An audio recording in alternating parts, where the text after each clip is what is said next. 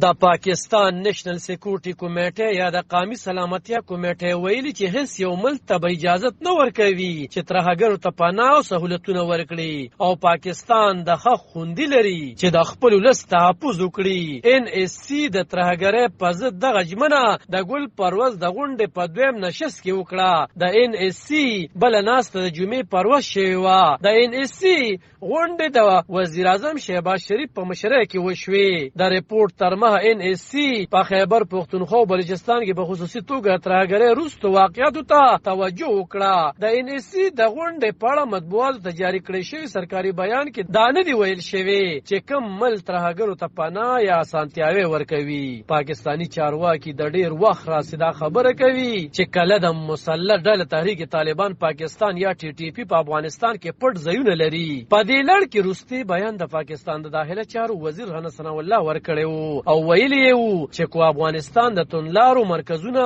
لمنځه یو نړل او مطلوب خلک پاکستان ته ونسپارل نو پاکستان سره دا قانوني صلاحیت شته چې په افغانستان کې د نن توندلارو مرکزونه په خپل وځپي. د پاکستان داخله وزیر دا خبرې د ایکسپریس نیوز سره په مرکه کې کړې دي. درانه ثناء الله د بیان په جواب کې د افغانستان واکمنو طالبانو خبري درانه ثناء الله د بیان په جواب کې د افغانستان واکمنو طالبانو خبرداري وکړه چې افغانستان لا وارث نه دی او طالبان آماده دي چې د خپل هیواد د علاقايي سلامتۍ او آزادۍ نه دفاع وکړي. د ملي دفاع وزارت اعلامیه د پاکستان د کورنیو چارو وزیر د رستو څرګندونو په تړاو ملي دفاع وزارت په افغانستان کې د پاکستاني طالبانو تحریک شتون او په هغوی په افغانستان کې دننه د احتمالي برید کولو په اړه د پاکستان د کورنیو چارو د وزیر رستو څرګندونې پارونکې او بې اساسه بولي. د طالبانو دفاع وزارت چې مشري طالبانو د تحریک بانی او پخوانی مشر مولا محمد عمر زوی مولا یعقوب کوي د اتوار پروز یو اعلامیه کې درانه ثناء الله خبرو تر د عمل څرګند کړو. د طالبانو اعلامیه د پاکستان د کورنیو چارو د وزیر دا خبرې چې ګینه افغانستان کې دننه